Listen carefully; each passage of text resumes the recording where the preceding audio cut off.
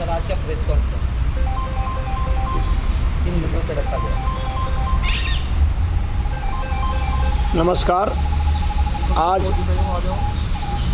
राष्ट्रीय ब्रह्मऋषि महासंघ के तत्वाधान में सब ब्राह्मण समाज के उन्नति के लिए और संगठन क्षमता को बढ़ाने के लिए जो राष्ट्र में आज ब्राह्मण और राष्ट्रीय ब्रह्मऋषि समाज के संगठन जितने हैं उसको जोड़ के किस तरह से संगठन क्षमता बढ़ाया जाए, मजबूती किया जाए और समाज के उन्नति के रास्ते पर आए, उस पर विचार विमर्श हुआ है।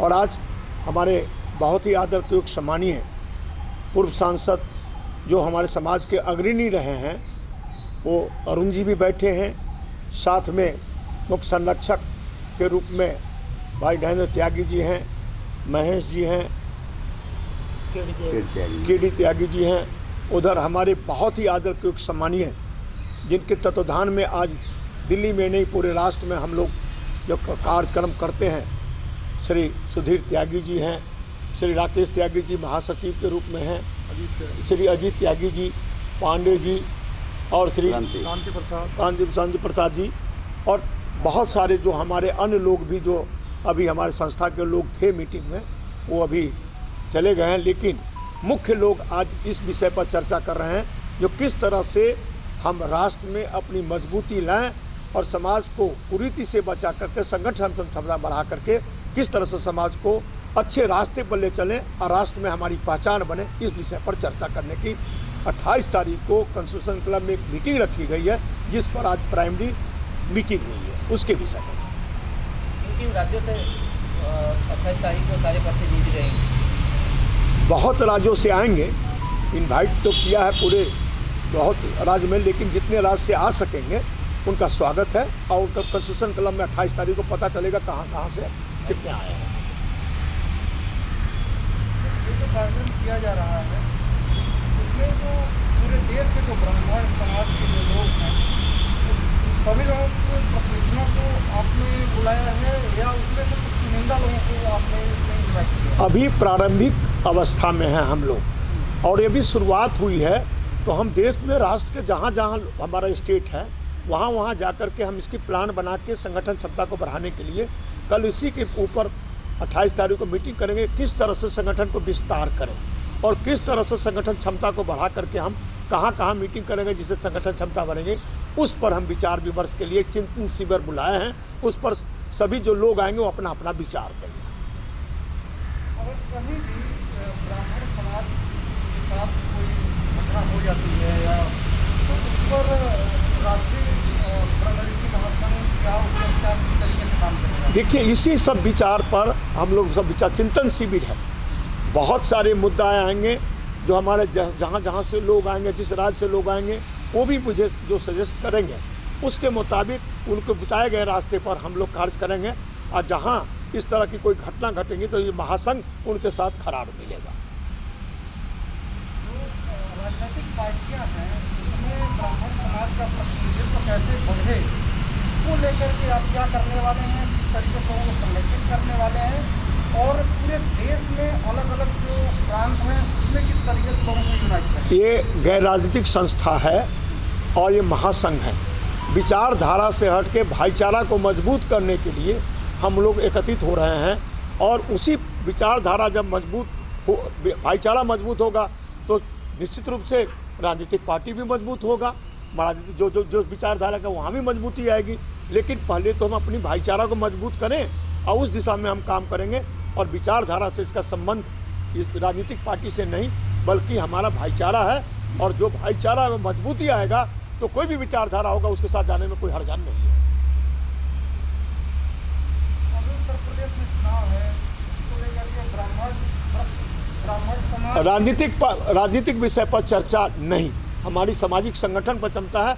अब आगे श्री अरुण बाबू जो हमारे पूर्व सांसद हैं और इस समाज के लिए बहुत भूमिका निभाए हैं, समाज को जोड़ने के लिए आज इनकी जो भूमिका रही है वो हम लोगों से कहीं ज़्यादा रही है। अब उनसे आप जवाब ले सकते हैं। सर, इस संस्था की स्थापना की आवश्यकता क्यों है? देखिए, देश में कई तरह की चीज़ें चल रही हैं और जो आज़ादी के दौर में आज़ादी की लड़ाई में जो लोग शामिल थे, उससे जो चीज़ें डिलीवर हो रहा था उसमें न्याय था। कहीं न कहीं सामाजिक स्तर पर भेदभाव हो रहा है, न्याय का प्रतिशत घट गया है और खासकर ब्राह्मण समाज राष्ट्र के लिए, समाज के लिए, देश और दुनिया में जो परिस्थितियां बदली, उन सवालों पर पैनी दृष्टि रखता रहा, बलिदान दिया है। अब आज कई ऐसे सवाल खड़े होते हैं कि ये इनकी मूर्ति नहीं लगाई जाएगी इसलिए कि ये ब्राह्मण समाज के, जिसने देश की आज़ादी के लिए अंग्रेज़ों से दो हाथ करने का काम किया, अपनी पीढ़ियों को बर्बाद किया, आज यहाँ तक का डिस्क्रिमिनेशन हुआ है। तो हम इसलिए नहीं कर रहे हैं कि किसी को क्षति हो, न समाज को क्षति हो, न राष्ट्र को क्षति हो। एक बौद्धिक वर्ग रहा है और इस बौद्धिक वर्ग को एकजुट हो करके जो क्षरण हो रहा है समाज में मूल्य का, ब्राह्मण समाज में भी जो मूल्य का, संस्कार का, संस्कृति का क्षरण हो रहा है, इस क्षरण को कैसे रोका जाए, इस विषय पर हम चर्चा करेंगे। और हम अपने को जब मजबूत करते हैं तो इसका मतलब समाज मजबूत होता है, राष्ट्र मजबूत होता है, इसीलिए इसकी आवश्यकता पड़ रही है। मेरा सवाल ये है कि उत्तर प्रदेश में चुनाव है, उत्तर प्रदेश में ब्राह्मणों को लेकर के सभी पार्टियां अपनी तरफ करने के लिए ब्राह्मण सम्मेलन लगभग सभी पार्टियां कर रही हैं। तो राष्ट्रीय ब्रह्म ऋषि महासंघ जो है, जो अन्य दलों में ब्राह्मण समाज के लोग राजनीति कर रहे हैं, उनके लिए कितने सीटों को लेकर के किस तरीके से अलग अलग पार्टियों से डिमांड करेंगे कि आप हमें ब्राह्मण समाज को इतना सीट आप दीजिए, तो संख्या है आपके पास? भाई, इसकी चर्चा मैं नहीं कर रहा हूँ। मैं इसलिए कर रहा हूँ कि आज जैसे उत्तर प्रदेश का आपने उदाहरण लिया, तो ये बेचैनी क्यों है कि सभी लोग ब्राह्मण वोट के लिए परेशान हैं? आपने समेकित रूप से उनको हिस्सेदारी नहीं दी है, कहीं नहीं कहीं उपेक्षा किया है। आज वोट की ज़रूरत है तो सब खींचने के लिए तैयार हैं। तो हम ये कहते हैं कि आप जो निर्णय लें तो ये गुण और मूल के आधार पर लें और राष्ट्र को अपने चिंतन के केंद्र में रख करके लें। इसीलिए तो है कि हम वैचारिक परंपरा को मजबूती दें। आज विभाजन हो रहा है, ये मोहियाल हैं, ये छिब्बर हैं, ये त्यागी हैं, ये भट्ट हैं, ये गिरी हैं। तो हम कहते हैं कि ये सारे बौद्धिक समाज ब्राह्मण परशुराम के वंशज हैं, इनको एक मंच पर आना चाहिए और राष्ट्र के निर्माण में सकारात्मक भूमिका का निर्वाह करना चाहिए। तो हम घर ठीक नहीं करेंगे तो राष्ट्र को क्या ठीक करेंगे? इसलिए जो क्षरण हो रहा है, अवमूल्यन हो रहा है, कई तरह के हैं, इस पर कोई 2 मिनट में बोला नहीं जा सकता। तो ये एक जो समेकित क्षरण हो रहा है, कई कारणों से हो रहा है। आज दुनिया एक गांव हो गया है, तो इस गांव में जो जो चीज़ें घटित हो रही हैं, इसका अच्छा प्रभाव भी पड़ रहा है और बुरा प्रभाव भी पड़ रहा है। तो बुरा प्रभाव ना पड़े, आज ग्लोबल विलेज है, तो हम दुनिया में हमारे लोग फैले हुए हैं, हम कहाँ क्या कर सकते हैं। हम विश्व मानवता को हमारी सनातन परंपरा में वसुधैव कुटुंबकम है, हम पूरे विश्व को अपना परिवार मानते हैं। तो जो परिवार इस विषय को लेकर के आगे बढ़ा था, आज वहीं त्रुटि आ गई है। तो हम उन त्रुटियों का समन कैसे करेंगे, इस पर चर्चा होगी, तो फिर आगे और चीज़ों पर भी चर्चा होगी। ये तो छोटा विषय है कि कहाँ का चुनाव, वहाँ का चुनाव, यहाँ का चुनाव, मुखिया का चुनाव, कि संसद का चुनाव, कि असेंबली का चुनाव, ये बहुत छोटा विषय है। विषय है राष्ट्र निर्माण। युवा को कैसे जोड़ेंगे? युवा कहीं न कहीं इन मूल व्यवस्था से बाहर जा रहा है। सबसे पहले तो अगर संगठन को ज़्यादा मजबूती चाहिए तो कहीं कहीं युवा का अपना साथ होना बहुत ज़रूरी है। देखिए, मूल कारण ये है कि जो ग्लोबलाइजेशन हुआ और कम्युनिकेशन रिवॉल्यूशन की वजह से ये हुआ, आज इजी अप्रोच है। लोग ये नहीं जानते हैं कि सरदार पटेल ने इतना, अभी तो पंडित नेहरू को गाली देने की एक परंपरा बनी हुई है। लेकिन ये पता नहीं है, इतना सांसदों को भी बहुत पता नहीं है कि किस तरीके से 3 स्टेट को पटेल ने, नेहरू ने एक होकर के अपने में लाया। एक इंग्लैंड में आदमी बैठा हुआ था, हैदराबाद का निज़ाम, दूसरे तरफ पाकिस्तान की जिन्ना की सिविल फोर्सेज यहाँ आ रही थी, हरी सिंह चाह नहीं रहे थे। तो किस विकट परिस्थिति में देश को एकत्रित किया गया, तो उस समय मेल था। आज इनको कटघरे में, उनको कटघरे में, तो भाई जो अच्छा काम किया उसको लो। गांधी से भी कुछ गलती हुई, नेहरू से भी गलती हुई होगी। तो सवाल ये नहीं है, सवाल ये है कि आप राष्ट्र के निर्माण के लिए उन सकारात्मक पहलुओं को कैसे आगे लेकर के बढ़ेंगे। और जब बढ़ेंगे तो निश्चित तौर से हमें एक अच्छा, और इसमें हमारी भूमिका रही, ये ब्रह्मर्षि समाज की भूमिका रही है राष्ट्र को दिशा देने में। आज तो बहुत लोग आ रहे हैं, आज तो जनगणना करा रहे हैं, हम गणना में कम भी हैं या ज़्यादा भी हैं, तो हमने राष्ट्र को कंट्रीब्यूट इस दृष्टि से नहीं किया। हमारे पुरखों ने अंतिम व्यक्ति के लिए, दलित के लिए, शोषित के लिए एक से एक कुर्बानी दी है। उसके इतिहास को अलग करना चाहते हैं, तो हम इन्हीं विषयों को युवाओं को भी बताना चाहते हैं कि यहीं राजनारायण भी थे, यहीं राहुल सांस्कृत्यायन थे, यहीं महावीर त्यागी थे, एक से एक दिग्गज थे, यहीं बाल गंगाधर तिलक थे। इसलिए उन परंपराओं को एक सकारात्मक दिशा देने के लिए हम यहाँ एकत्रित होकर के हम देख रहे हैं। तब तो इसकी ज़रूरत पड़ी जो आपने सवाल किया। हम देख रहे हैं कि क्षरण हो रहा है, और उसका कारण है ये मोबाइल में थोड़ा सा जो ज्ञान होता है, पूर्ण ज्ञान के अभाव में ये सारी चीज़ें हो रही हैं। तो हमारा ये दायित्व बनता है कि हम इसको कैसे आगे ले चलें।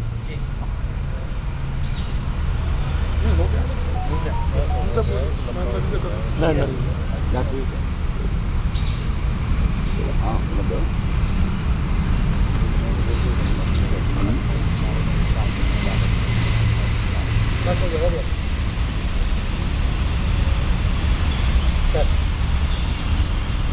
बोलने को तो कुछ रह नहीं गया। अध्यक्ष जी ने और हमारे संरक्षक साहब ने, MP साहब ने, अरुण जी ने सब कुछ बता ही दिया है।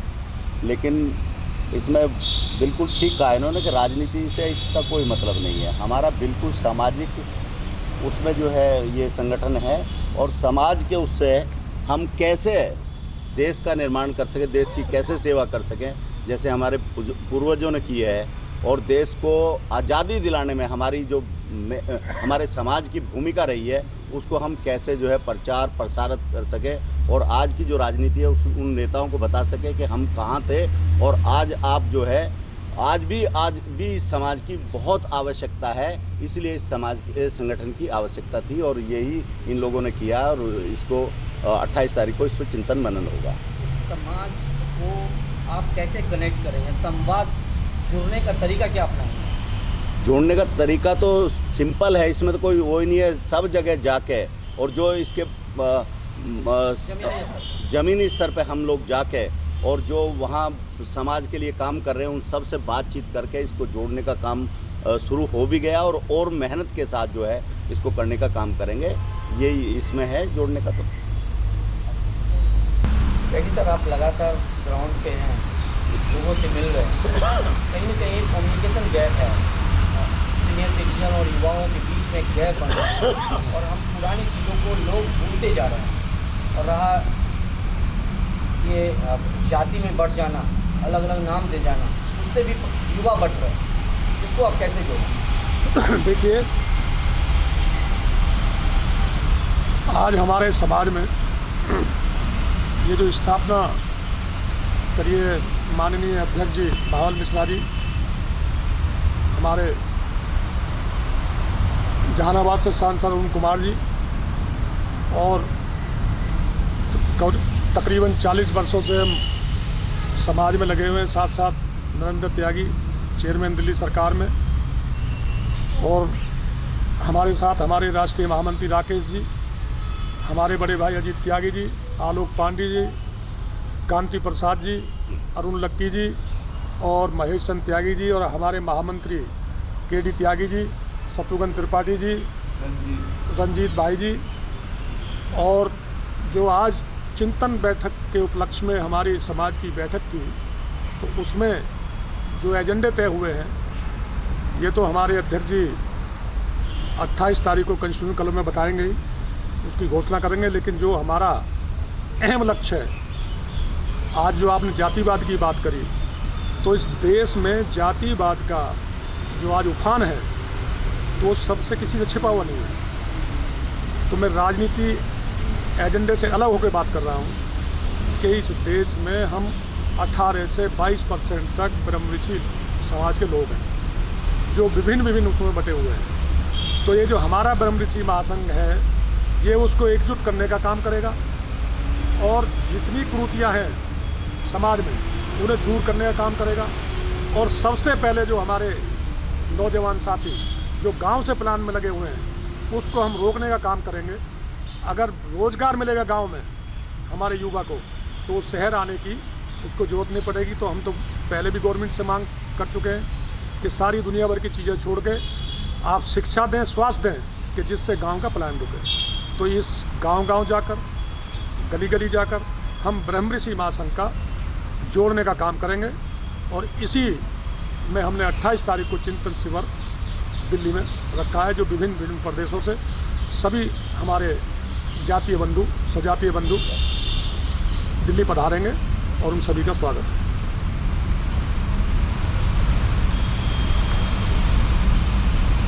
हो गया? बहुत बढ़िया। आप सबको, जितने भी हमारे संगठन के लोग आए हैं, समाज के लोग आए हैं, मैं शुक्रिया अदा करता हूं। और निश्चित रूप से अपने समाज के इतिहास और समाज के जो किए हुए कार्य को है अपने युवाओं में प्रेरित करेंगे, जिससे युवा को जोड़ने का काम करेंगे। आप सबको बहुत धन्यवाद।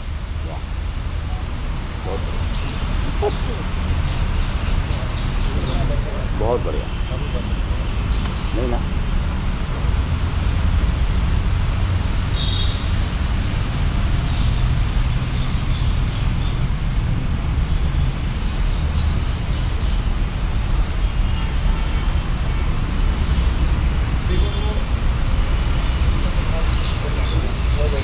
हाँ भाई।